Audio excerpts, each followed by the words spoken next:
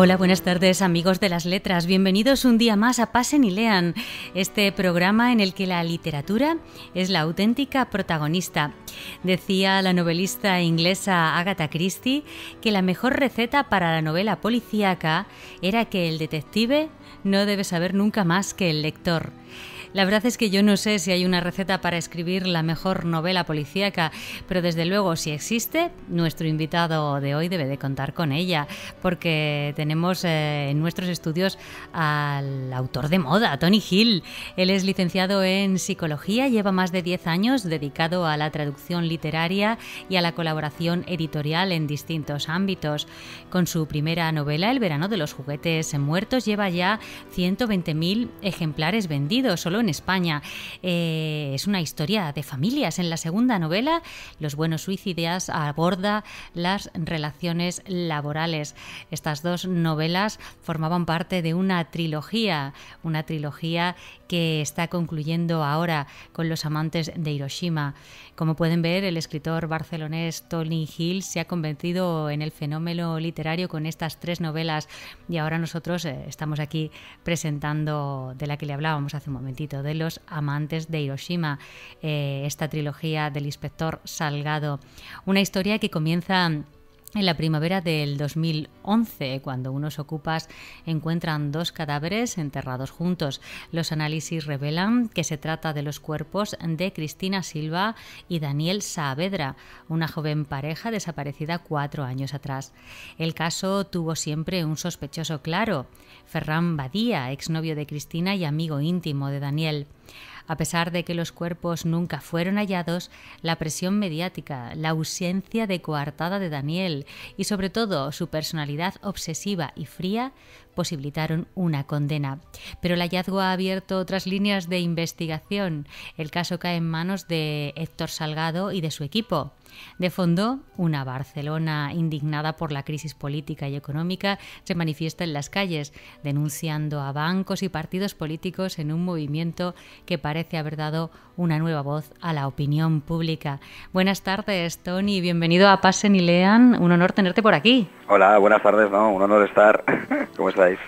Pues nada, encantada, ¿eh? Hace muy poquito estuviste aquí en Sevilla, en nuestra ciudad, presentando estos amantes de Hiroshima. ¿Te tratamos bien? Sí, me tratasteis muy bien. Sí, llovía mucho, por eso. Fue un día que llovió todo el día. Pero eso no es culpa de nadie. No, claro. Y mira que llueve poco aquí, pero mira, te tocó.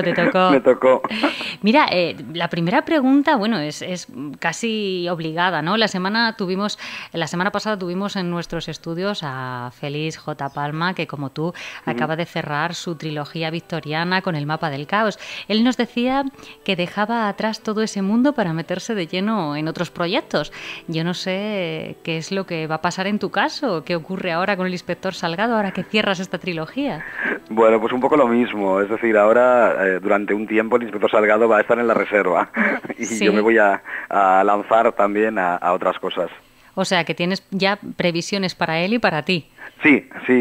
Bueno, la verdad es que las empiezo a tener ahora, ¿eh? Es decir, la novela yo la terminé en verano, con lo cual también hay un tiempo de calma, ¿no? No se puede ir empalmando una historia con otra, pero sí que tenía claro que después de esta tercera, ya lo sabía antes, él y yo, digamos, nos íbamos a tomar un descanso. Bueno, eso está muy bien. Sí. Lo que pasa es que me imagino que los lectores quizá demanden la presencia otra vez de Héctor Salgado, pero bueno, eso ya lo veremos más adelante. Como decíamos en la presentación, las dos novelas anteriores se centraban, una de ellas en las relaciones familiares, otra de ellas en las relaciones laborales. En Los amantes de Hiroshima parece que nos hablas del amor en sus múltiples facetas. Sí, es exactamente eso, la verdad es que sí. Yo, aunque sea novela negra, ¿no? Aunque digamos la trama policíaca pues tenga el peso principal, yo intento buscar un tema de fondo para explorar en cada una de las novelas. Entonces es cierto, la primera era las relaciones familiares, en la segunda era esas complejas relaciones que tenemos con los compañeros de trabajo, que a veces los vemos más que a la familia, sí. y los aguantamos menos, pero no nos queda más remedio. Y luego en este tercer caso, en el último, ya desde el título incluso, ¿no? Los amantes de Hiroshima, yo intenté explorar todo lo que es el amor desde el punto de vista, me temo, más oscuro, ¿no? Más negro, más obsesivo por un lado, bueno, todas las facetas, digamos, un poco, no sé si llamarlas perversas, pero sí un poco oscuras, ¿vale? Del tema amor. Sí, bueno, las novelas siempre dan para eso, pero fíjate que es curioso que las introduzcas en el tema de la novela policíaca, ¿no? El amor en la novela policíaca, interesante. También es muy interesante ver cómo tu personaje principal, el inspector Salgado, se dedica a investigar casos ajenos cuando en su vida personal ya hay un caso de fondo, ¿no? La desaparición de su esposa. Sí. Esta es una buena forma también de definir esta melancolía, no sé cómo decirlo, de tu personaje principal. Sí, a ver, es que es un señor al que le han pasado muchas cosas, digamos, ¿no? Es un poco melancólico de natural, sí, ¿vale? De talante, pero por otro lado es que, digamos, la vida no le ayuda a que esté muy alegre. Por otro lado, el hombre hace lo que puede, es decir, tampoco es una persona, digamos, diría neurótica o depresiva, pero sí que tiene ese punto melancólico, que igual lo tenemos un poco todos ya a los 40 y tantos, no lo sé, ¿vale? Cuando ya empiezas a ver que de alguna forma muchas cosas te han quedado atrás.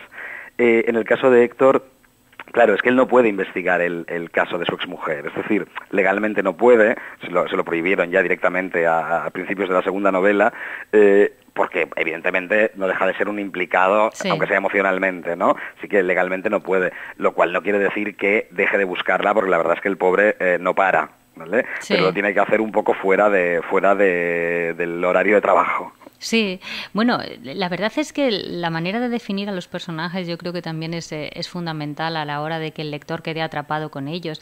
Lo mismo ocurre con el resto de personajes, con Leire, el personaje que es un poco como Quijote Sancho, ¿no? Sí. Que uno complementa al otro, ¿no? Sí.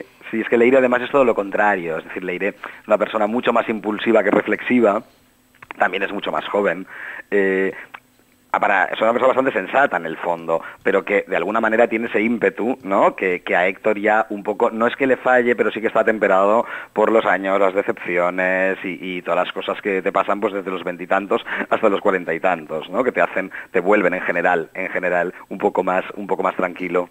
Tranquilo, también, bueno, la vida como que te va quitando el brillo, ¿no? Las Exacto. Cosas no se van cumpliendo como uno esperaba y uno se va viniendo abajo. Sí. Yo siempre digo que todos los personajes que aparecen en las novelas en el fondo son el autor. Me hace gracia porque dentro de tu novela aparece un escritor. Sí. Muy antipático, por cierto. No sé si te inspiras en ti mismo o es que hay otra gente en la que nos has mirado y al final has dicho voy a construir un personaje con esto. No, mira, la verdad es que es curioso porque en las demás no había ningún personaje. Bueno, había un secundario, muy secundario en la primera, pero no. Y eso que los escritores tenemos tendencia a hablar o a escribir sobre escritores porque es un tema que conocemos bien, ¿no? O que creemos conocer bien. Sí. Pero Stephen King tiene 2000 novelas en las cuales el protagonista es un escritor, por ejemplo. Sí. No era mi caso, ¿no? La verdad es que no era mi caso, pero en esta sí que necesitaba un personaje, yo he dicho antipático un poco por resumir, pero no es exactamente así, ¿no? Es un personaje muy complejo, muy complicado, con una vida interior bastante turbulenta, y que de alguna manera también es un tipo que se ha encontrado con un éxito inesperado en algo que hizo en lo que ni siquiera creía, ¿no? Con lo cual está un poco como entre asustado por ese éxito y al mismo tiempo que le gusta, claro, porque a todo el mundo nos gusta. Entonces, sí. Está un poco desubicado. Aparte es un señor muy reprimido, es un señor bastante especial.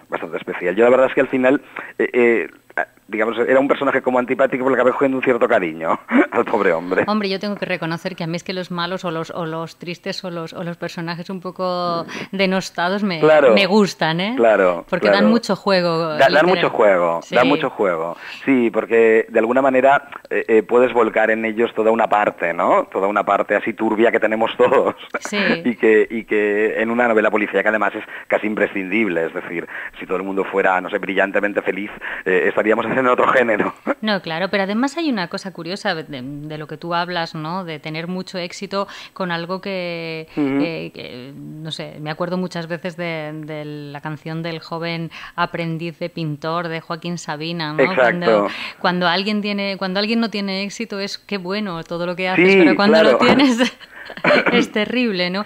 Y en la literatura ocurre algo parecido. Parece ser que cuando escribes en una libretita, en un rincón y pasas hambre, es muy buena la literatura que haces, pero si la literatura se convierte en un éxito de masa, se convierte en algo... Sí, bueno, y además en este país yo creo que tenemos no sé si es un defecto nacional o existe en todas partes, seguramente existe en todas partes, pero digamos que la envidia es una gran parte del juego, ¿no? Un buen deporte. Es un buen deporte, sí, lo practicamos con una cierta asiduidad.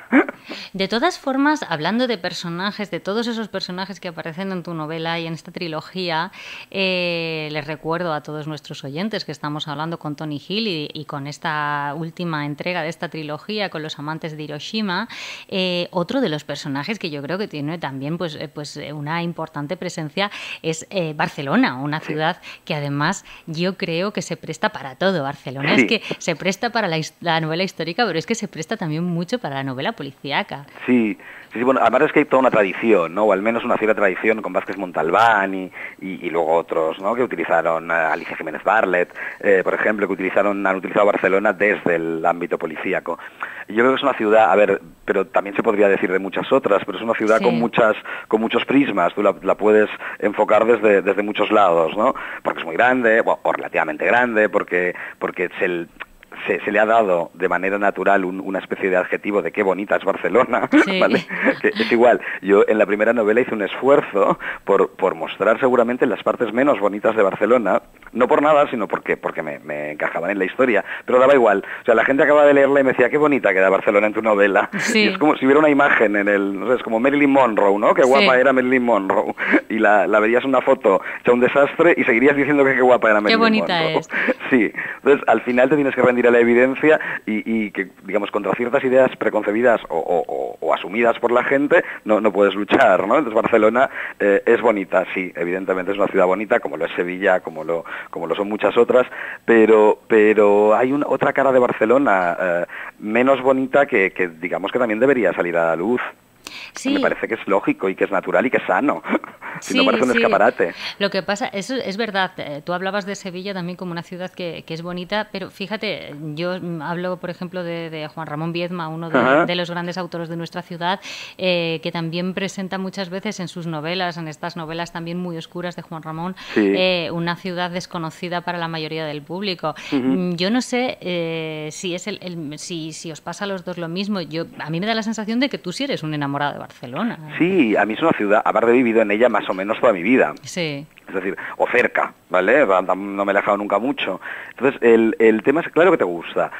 Pasa que en la ciudad en la que vives mantienes una relación siempre como de amor-odio. Amor-odio, ¿no? Claro que claro, sí. Porque la ciudad no funciona tan bien como tú querrías que funcionara. Claro. Seguramente ninguna. ¿Vale? Claro, eso es así. A mí me encanta Nueva York, pero seguro que si viviera allí también le encontraría muchos problemas. Evidentemente. Pero el problema un poquito, o el tema un poquito es que ya te digo, es esa idea que se vende, que me parece bien, sobre todo de cara afuera, ¿no? Porque si tenemos muchos turistas y eso siempre ayuda en estos tiempos. Que lo bonito que es, dices, bueno, a ver, Barcelona es bonita, evidentemente, pero detrás del barrio gótico, por ejemplo, que es precioso y que todo el mundo puede pasear, hay unas gentes que viven allí, digamos, y que no están en un momento bonito de su vida ahora en general.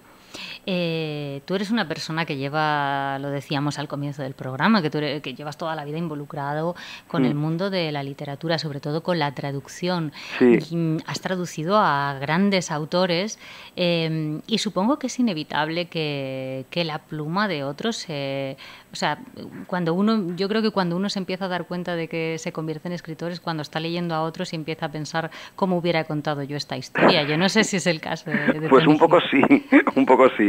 Sobre todo porque, claro, cuando traduces, que es un trabajo, a mí me gusta mucho, ahora no puedo hacerlo tanto, pero es un trabajo que me gusta mucho, tu parte creativa, digamos, está totalmente al servicio del texto ajeno. Sí. ¿Vale? O sea, tú tienes que poner todos tus conocimientos en lengua castellana para que eso, en inglés, que era mi caso, suene bien, digamos, suene como natural en el idioma al que traduces, ¿no? Claro. En castellano.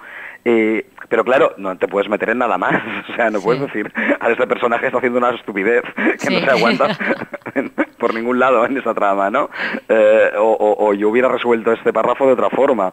La verdad es que no lo piensas, tampoco lo piensas. Lo que seguramente se te queda es el pozo, ¿vale?, de muchas horas dedicadas a que la frase tenga una cadencia determinada, a darle un ritmo, a construir los párrafos de una forma distinta seguramente a la que tiene alguien que, por mucho talento que tenga, no ha pasado por esta escuela, entre comillas, de escribir de reescribir lo que escriben otros.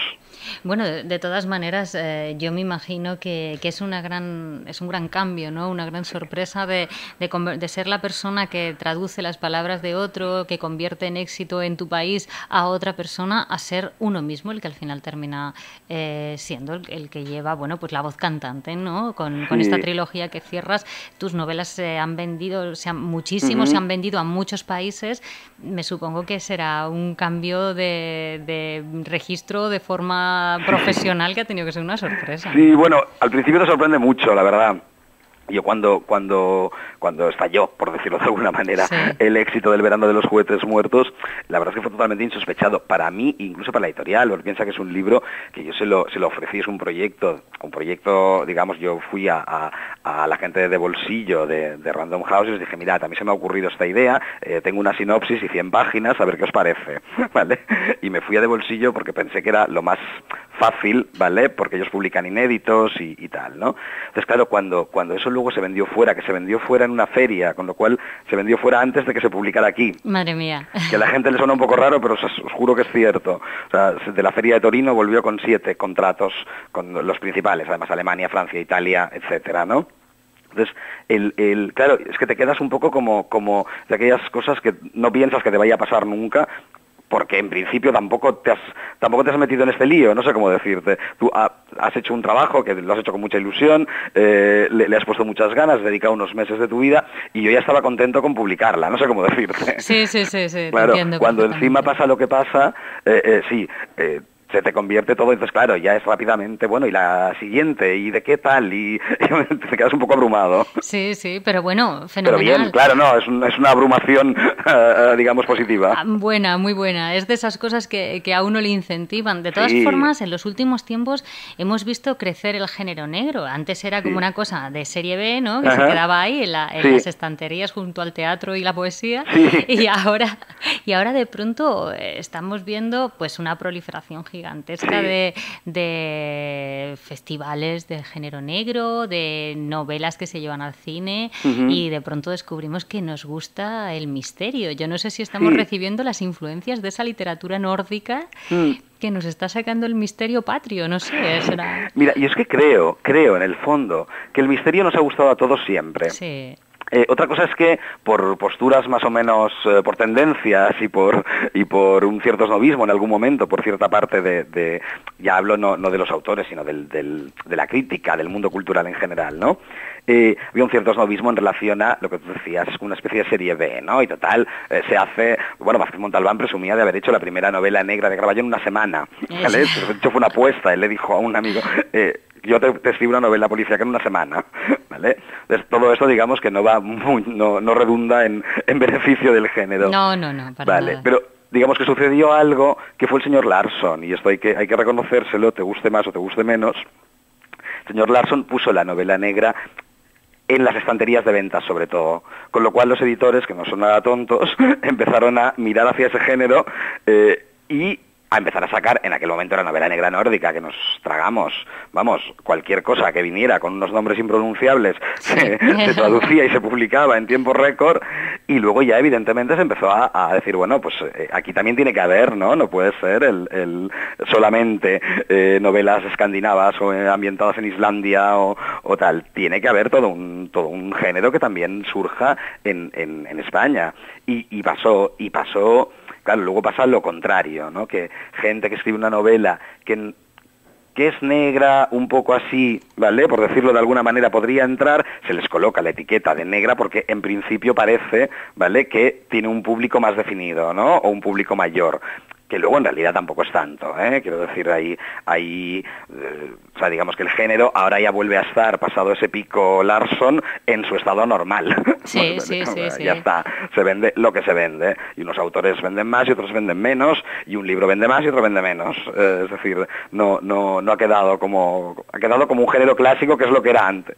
No, claro, es que hablábamos de esas influencias nórdicas, y sí que es verdad que esa historia de vivir en Islandia, ¿no? Allí donde los vecinos más cercanos están a 50 kilómetros y cosas, como que pega mucho. Sí. Pero luego cuando tú te pones a rascar en misterios patrios, como decía antes, pues uno descubre que hay muchas cosas. Desde luego, en Los amantes de Hiroshima también se deja ver ese trasfondo de crítica social. Hay un repaso de temas de actualidad, aparece el 11M, los bebés robados. Sí. Son temas que nos han inquietado a todos, que poníamos el informativo, nos salpicaban. Sí. Yo supongo que a ti también te inquietarán como escritor y también como habitante del mundo, ¿no? Claro, es que además intentar recoger, es decir, cuando yo me planteo los amantes de Hiroshima, sino un poco después del primero, ya me planteo cómo van a ser los dos siguientes, los dos libros siguientes, porque existe esa trama que de alguna manera va de uno a otro, que es la desaparición de Ruth, de la exmujer de Salgado. Yo me empiezo a plantear qué temas me preocupan a mí, o qué temas de alguna forma me conmueven, no sé cómo llamarlo, ¿vale? Me impresionan más allá, porque si no, digamos, temas de novela negra en España, con perdón, tenemos un montón. Es decir, no sé, es que llega un momento que ya no podíamos inventar nada que fuera peor que lo que está pasando. Hombre, ¿no? yo te digo una cosa, si lo que está pasando se pone en una novela, te dicen, no, ¿eso cómo va a pasar? Es inverosímil, eso no puede pasar. Sí. Ya hubieran echado a todo el mundo de... Claro, no, y la gran pregunta que nos hacemos todos, nadie se daba cuenta. Sí. Pero, por ejemplo, en el caso de los bebés robados, que es una especie de trama secundaria que aparece a lo largo de mis novelas, es que me parece alucinante el hecho ya en sí de que alguien se crea con el derecho de negociar, ¿no?, con los bebés de otra persona. Sí. Me parece que además demuestra un poco una cierta impunidad absoluta de unos estamentos que tampoco son los estamentos políticos, por ejemplo, ¿no? Estamos hablando de médicos, de enfermeras, de monjas. Estamos hablando de todo un entramado que en teoría lo que hace es ayudar al ciudadano, no dictar leyes ni nada por el estilo. Entonces, me parece como muy sorprendente que esto sucediera. Me dices en la dictadura, bueno, vale, todos sabemos que es una época como oscura, ¿no? Pero es que duró hasta los años 80. Sí. Además es inquietante, porque entonces pierdes la confianza, ¿no? Absolutamente, pierdes la confianza en la gente que te va a cuidar. Tú vas al médico y confías en el médico, ¿no? Si no confías en él, ¿en quién confías? No, claro. Evidentemente. Y este tema de los bebés robados es verdad que ha inquietado y que sigue levantando ampollas en la población, a pesar de que, como tú decías, eso ha pasado en los 80, pero claro, esa gente de los 80 ahora ya tiene capacidad para hacerse preguntas. Claro. Y por último, Toni, has dejado atrás a Héctor Salgado, ya hemos hablado de eso y de que, bueno, de que estará, bueno, a lo mejor le has dado unas vacaciones, un descansito, pero yo no sé en qué mundo andas metido ahora, si piensas descansar de escribir, como me decías antes, o si realmente es que piensas descansar del género o del inspector Salgado, no sé. No, descanso de escribir no. Bien, mejor. No. Bueno, de escribir descansado, digamos, desde, pues mira, finales de agosto, principios de agosto hasta ahora. Sí. ¿Vale? Pero ahora ya, de hecho, yo creo que ya estas vacaciones de Navidad, que parece que no, pero yo en vacaciones como que me organizo bien. y tengo como mucho más tiempo. La idea es ya, bueno, yo tengo una novela en la cabeza, de hecho la tengo desde hace ya tiempo, pero hay que bueno, lo que hay que hacer al principio, ¿no? Hay que hacer toda una especie de bueno, no sé cómo llamarlo, casi de planificación y de arquitectura interna a la hora de ver cómo vas a contar esa historia que tienes en la cabeza. Yo calculo que, digamos, todo el año que viene la voy a estar escribiendo. Y luego ya veremos, es decir, pero sale de Héctor Salgado, cambia de época seguramente también, y no te diría cambia de género, amplía el género un poco. Vale, eso quería saber, si el género... No, sigo con el misterio. Bueno, eso está muy bien. Sí, porque me gusta además, esto de que la gente juegue contigo mientras está leyendo. Y se te da bien, a ver si adivina. Muchísimas gracias, Toni Gil, por estar con nosotros en Pasen y Lean. Les recomiendo a todos los lectores que se pongan manos a la obra con sus novelas. No sé si es obligatorio leerlas en orden, orden o si uno puede leer Los amantes de Hiroshima solo. Sí. A ver, yo honestamente se pueden leer cada una por su lado.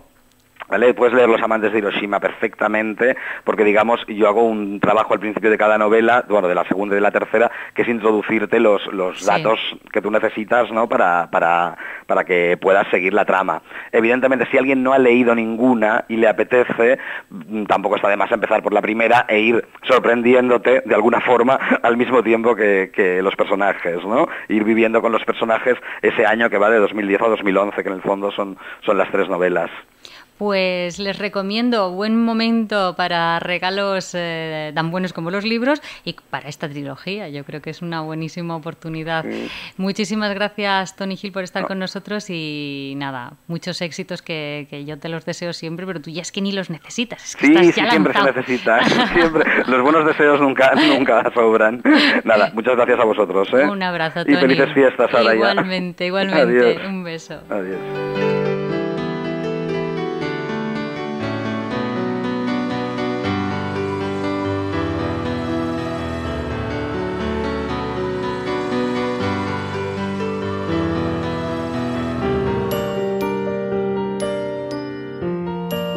Factoría de autores.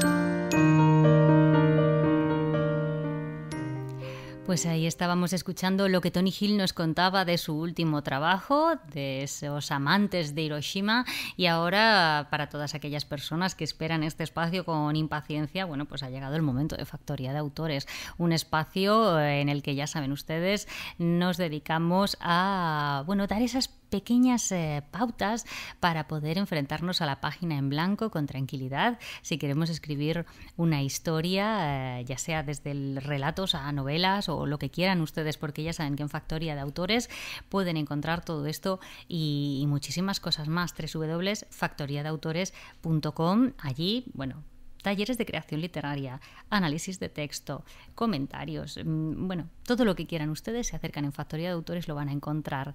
Hoy con nosotros, bueno, pues uno de los grandes dirigentes de Factoría de Autores, Teo Palacios, que no sé de lo que nos va a hablar hoy. Teo, ¿estás por ahí? Hola, buenas tardes, Nerea. ¿Cómo estás? Servimos igual para un roto que para un descosido. Sí, es que eres muy apañado, Teo. ¿Has visto? Ya ves. ¿Cómo vamos? Cuéntame cosas. Muy bien. Aquí estábamos escuchando a Tony, que no lo conocíamos personalmente, lo conocimos en Écija, en las jornadas que se hicieron hace un mes y pico. Un tipo muy divertido, muy interesante, que está triunfando, está arrasando con sus novelas. Así que a los que les guste la novela negra, que no lo dejen escapar. No, por supuesto. Además, como decíamos antes, buen momento, Navidad, para regalar libros, y que mejor que hacerlo, bueno, pues de gente que nosotros sabemos que lo hace bien, Tony Hill entre ellos, o vosotros mismos, Teo Palacios, con su trabajo La predicción del astrólogo, o incluso Concha, que también forma parte de Factoría de Autores, Concha Perea, y esa corte de los espejos que ya se está gestando la segunda parte. En ello anda. Madre mía, qué trabajo el escribir. Menos mal que nosotros en este espacio, bueno, pues damos eso, lo que decíamos, unas pautas para enfrentarnos a la página en blanco. ¿Con qué? Hoy seguimos con nuestro camino del héroe, ¿no? Sí, hoy nos toca continuar con la segunda parte del camino del héroe. Porque Concha os estuvo hablando la semana pasada de los primeros 6 puntos. Sí. Pero esto no acaba aquí. No acaba aquí. Por cierto, que hoy nos hemos reído mucho porque nosotros, nuestros talleres tienen unos grupos de trabajo en los que los alumnos pues permanentemente pues van poniendo sus dudas o sus trabajos o sus comentarios, y el camino del héroe es uno de los elementos que hemos estado viendo en las últimas semanas con el grupo de iniciación a la narrativa. Y uno de nuestros alumnos nos ponía un artículo muy divertido en el que se veían los 12 puntos del camino del héroe a través de imágenes en formato GIF. Y nos hemos reído mucho con eso. Ah, qué interesante. Sí, ya os pasaremos el enlace para que podáis verlo. Sí, lo colgaremos, bueno, lo puedo colgar en mi sección de Facebook, donde os digo siempre en el blog. Bueno, lo pondremos. Lo pondremos. Bueno, pues comentábamos, el camino del héroe es una especie de guía que podemos utilizar a la hora de darle forma a nuestras novelas, ¿no? estuvisteis viendo los primeros 6 puntos del camino del héroe, vamos a terminar de ver los 6 restantes. El punto número 7, os quedasteis en el 6, sí, que era pruebas, aliados y enemigos. El capítulo 7 está dedicado al acercamiento a la cueva profunda, se denomina así. En este punto lo que nos encontramos es que el héroe tiene una serie de éxitos a lo largo del camino que ya ha realizado y se prepara para la confrontación real con su enemigo principal, ¿vale? Es un momento, digamos, de transición, esa preparación para la lucha final. Hay múltiples ejemplos de esto. Por ejemplo, tú hablabas antes de la Corte de los Espejos. Pues hay un momento en la Corte de los Espejos de Concha Perea en la que Nicasia y Duyal, que son los principales personajes de la novela, llegan a una montaña en la que tienen que rescatar a alguien a quien han secuestrado. No quiero desvelar mucho. Sí, no me hagas spoiler, que la gente tendrá que leerse el libro. Claro. Bueno, pues en ese momento estamos en ese punto del acercamiento a la cueva profunda, porque tienen que enfrentarse a una prueba especialmente complicada. El siguiente punto es concretamente ese enfrentamiento, la prueba más difícil o traumática. Es el momento de crisis más importante de la historia, el momento en el que héroe y antagonista se enfrentan, puede ser de forma literal o de forma metafórica. Yo, por ejemplo, en estos puntos suelo poner siempre el mismo ejemplo. Los conflictos no tienen que ser entre dos personas físicas, pueden ser, pues, por ejemplo, dos entidades, y siempre digo que pueden ser, por ejemplo, dos empresas farmacéuticas que luchen por conseguir el mismo fármaco, ¿no? Pues una cura contra el cáncer, por ejemplo. Pero entre ellos va a haber un momento en concreto en el que tengan que luchar para obtener la victoria, ¿no?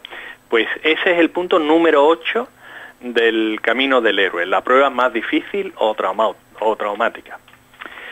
El punto número 9, pues evidentemente la recompensa. Una vez has luchado, el héroe disfruta de los primeros beneficios de haberse enfrentado incluso a la muerte en ocasiones, ¿no? Y en ese caso se obtiene una recompensa. Esto se ve muy bien, por ejemplo, en El Señor de los Anillos, ¿no? En el momento en el que a Frodo le arrancan el anillo del dedo, en ese mismo instante ya tiene una recompensa, que es quitarse de encima pues toda esa presión y esas dificultades a las que se había estado enfrentando hasta ese momento. ¿Qué ocurre? Que, claro, aquí no termina todo. El primero de los puntos del camino del héroe era el alejamiento, que se marchaba, ¿no? Pues ahora el punto número 10 es al contrario. El héroe regresa, es el camino de vuelta a su casa. Y en este punto el héroe no lo va a tener todo fácil. De nuevo tiene que enfrentarse pues a algunos problemas. A veces son problemas internos, ¿no? El hecho de enfrentarse a algo que dejó atrás y que no quiere volver a encontrarse, o el hecho de no saber exactamente a qué se va a enfrentar a la hora de volver. De nuevo, en El Señor de los Anillos, cuando Frodo, Sam, Merry y Pippin regresan a la comarca, esto no aparece en las películas, pero los que hemos leído los libros lo sabemos, se encuentran con una serie de dificultades en su propio hogar, ¿no? El punto número 11 es la resurrección del héroe. No tiene por qué haber muerto y resucitado en el plano físico, sino que se refiere más bien pues a un desafío que lo purifica, que lo redime, que hace que deje atrás penurias pasadas y se convierta en un personaje nuevo. Y por último, el punto número 12, el regreso con el elixir, que es cuando has concluido la búsqueda y compartes aquello que has recibido para ayudar a amigos, a familiares y demás, para que el mundo sea pues un lugar de nuevo apacible, que había dejado de serlo en el punto número 1 de nuestro camino del héroe. ¿Qué conseguimos con todos estos 12 elementos? Que nos están dando la estructura básica de una novela. Mucha gente piensa que esto solamente se da en novela fantástica, y es un error. Esto se puede ver perfectamente en novela policíaca. Los detectives privados de la gran época, los años 60, 70, 80, de la novela negra, eran héroes de este tipo, eran héroes caídos que tenían que pasar pues una serie de pruebas, etcétera, etcétera, ¿no? Entonces, adaptar este formato al tipo de novela que nosotros queremos escribir nos puede facilitar mucho la creación del esqueleto. Luego, evidentemente, esto hay que desarrollarlo, pero nos ayuda a perder el miedo a cómo empezar, ¿no? Claro, hay que ver todo este camino del héroe, hay que verlo un poco con perspectiva. A mí me recuerda mucho a las funciones de prop. Sí. Cuando nosotros analizamos incluso una comedia romántica que podamos ver en la televisión, en una película, podremos reconocer todas estas serie de funciones o de pautas o de pasos que se va siguiendo a la hora de la construcción de una obra, ¿no? Que no es más que crear esa estructura, ese esqueleto o esa arquitectura, como decíamos antes, de nuestra historia, y no dejarnos puntos fuera, ¿no? Para que el lector pueda compartir con nosotros ese placer de la historia, el sentirse parte también de esa historia que estamos contando. Desde luego. Yo siempre digo que lo más difícil a la hora de crear una novela o un relato es crear la estructura en la que vas a contar, de la manera en la que vas a contar esa historia. Y pues es un método que nos puede facilitar el trabajo.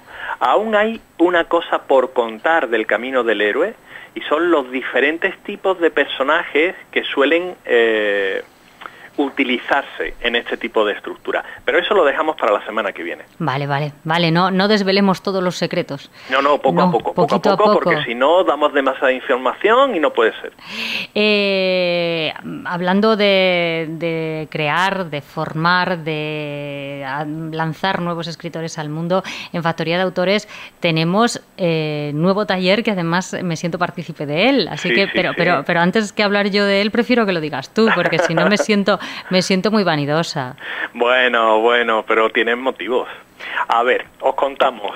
A nosotros nos gusta mucho innovar y nos gusta mucho pues presentar diferentes posibilidades, ¿no? Habrá gente a la que le interese la novela fantástica, habrá gente a la que le interese la novela negra, y de todo eso solemos hacer talleres muy a menudo. Pero había uno que todavía no habíamos hecho, que es la forma en que se debe escribir un bestseller. Hay mucha gente que piensa que escribir un bestseller es sinónimo de escribir un libro de mala calidad. Y entonces es cuando se olvidan de libros como El Quijote, que es un bestseller, o El nombre de la rosa, que es un bestseller, o El médico, que es un bestseller. Y si te fijas, yo tiro de novela histórica porque es lo que a mí me gusta más. Además es curioso porque fíjate, precisamente ayer cuando se publicitó el curso, que el primer comentario que se hizo fue algo así. Sí. Yo no quiero hacer un bestseller, quiero hacer literatura de calidad. Claro, sí. Pero es que no está reñido. Claro. Y precisamente eso es lo que queremos demostrar en este taller. Que se puede escribir un libro que pueda convertirse y pueda crear buenas ventas y convertir a su autor en un escritor reconocido y conocido por el público, sin perder la calidad literaria. Y claro, para hacer eso teníamos que buscar a la persona adecuada. Y encontramos a una chica que lleva un par de libros publicados, que se llama Nerea Riesco, y está publicada en 15 idiomas diferentes, y sus libros son éxitos de venta en Alemania y en Italia y en España. Y entonces, ¿quién mejor que la directora de este programa, Nerea Riesco, para impartir ese taller? Pues yo encantada. Ya sabéis que tenía muchas ganas de hacer un taller en Factoría de Autores. Creo que sois una plataforma perfecta para hacerlo. Y bueno, yo me gusta mucho impartir los talleres porque yo creo que el trabajo de escritor es un trabajo muy solitario. Y el taller de creación literaria hace no solo a la persona que lo imparte, sino a las personas que están recibiendo ese curso, hace que se forme, bueno, pues una especie de ideario conjunto, ganas de trabajar, se incentive, en fin, hay una serie de cuestiones que surgen alrededor de los talleres de creación literaria que yo creo que son muy enriquecedores para todas las partes, así que yo estoy encantada. De acuerdo contigo.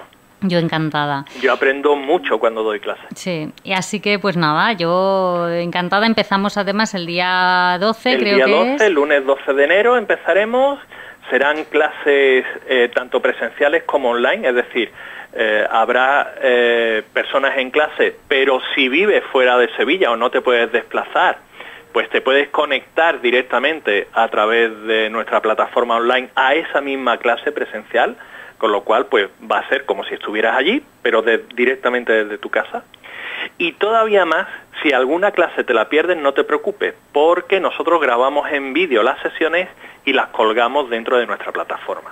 Perfecto. Así que no hay excusas. Perfecto, no hay excusas. Pues deseando estoy que comience y bueno, despedimos este espacio, Factoría de Autores, pero no te despedimos a ti porque hoy vienes a poner ese punto sobre la I, ese ojo crítico sobre las cosas que ocurren dentro del mundo del sector editorial. Así que no te despegues del teléfono, nada, ahí quietecito, vale. Porque enseguida empezamos. Muy bien. El punto sobre la I. Pues ahí estaba el comienzo de esta sección, el punto sobre la I, que como ustedes ya saben, nuestros oyentes asiduos conocen que en este momento, bueno, pues hacemos esa pequeña crítica o señalización sobre alguna parte del mundo editorial y que además es Teo Palacios precisamente el encargado de hacerlo porque ya lleva bastante tiempo, bueno, pues interactuando en redes sociales en asuntos como este. Así que, Teo, ¿de qué nos hablas hoy? ¿Dónde nos vas a decir, mira esto y esto te atenta? No sé si Teo está por ahí. Muy bien. Es que no te oía. ¿Me oyes, no? Ahora sí, ahora perfectamente. Vale.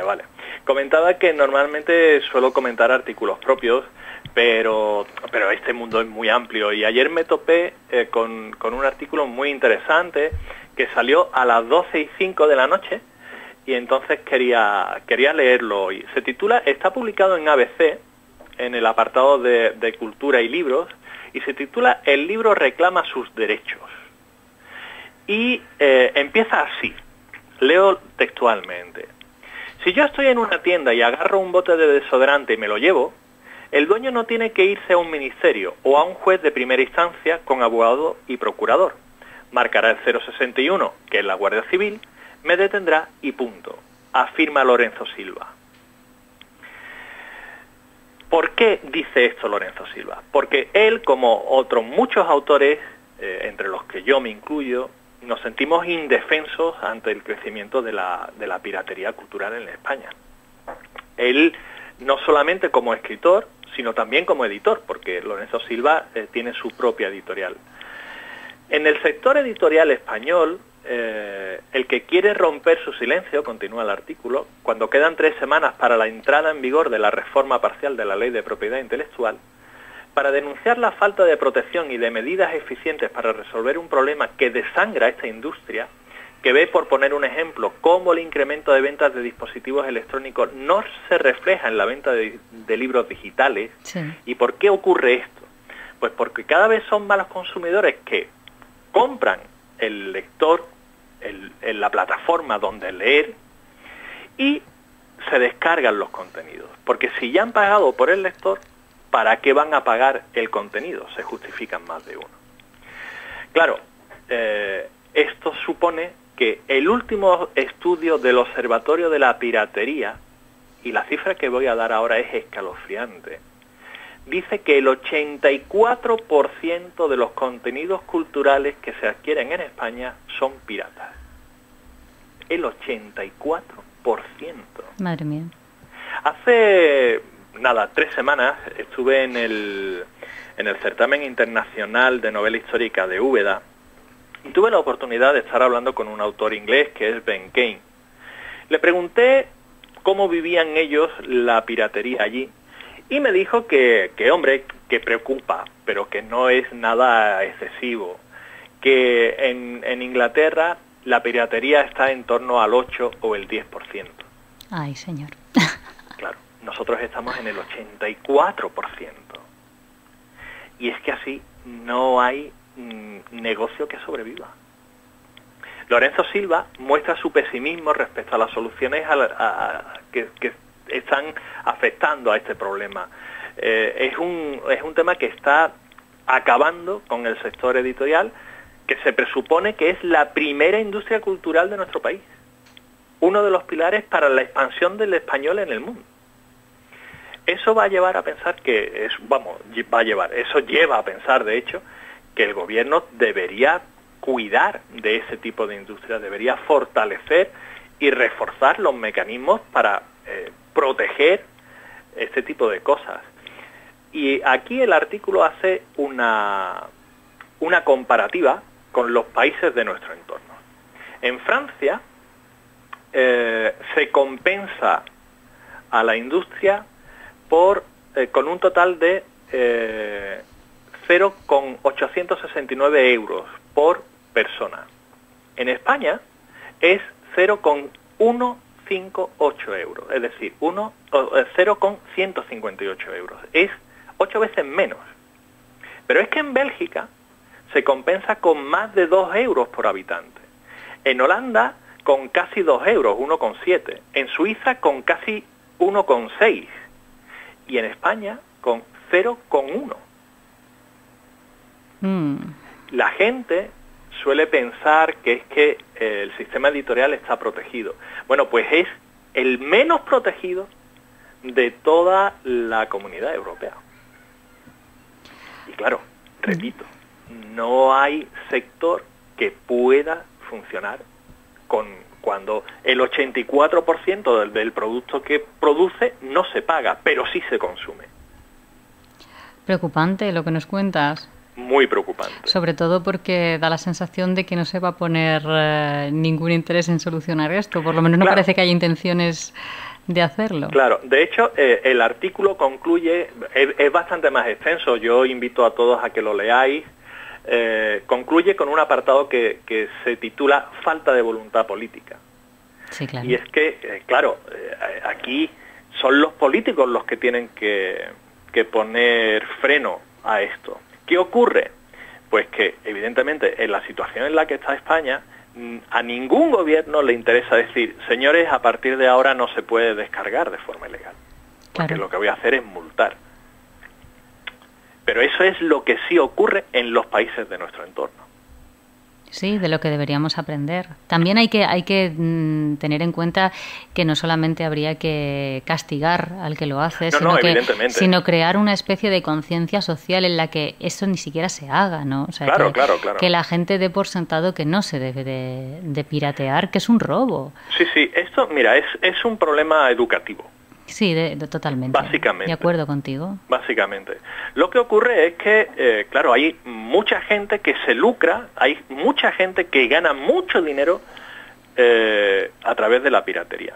Todas estas páginas web en las que tú te puedes descargar un libro o una película o un disco, los creadores de esas páginas web ganan mucho dinero a través de la publicidad. Y lo ganan a costa del trabajo del escritor o del director de cine o del músico. Efectivamente. Y claro, alguna solución habrá que darle a todo esto. Pues no me extraña que tu espacio se llame El punto sobre la I, porque verdaderamente pones ese punto sobre la I y nos haces pensar. Muchas gracias, Teo, de nuevo por esta sección, por rescatar para nosotros estos artículos, tanto los tuyos como los de los demás, y bueno, emplazarte para que volváis a estar aquí con nosotros la semana que viene. Perfecto, la semana que viene terminamos El camino del héroe hablando de qué tipo de personajes son los más habituales. Qué bueno, pues estaremos súper atentos. Estupendo. Un abrazo muy grande, Teo. Muchas gracias a ti, Nerea. Un beso muy grande para todos.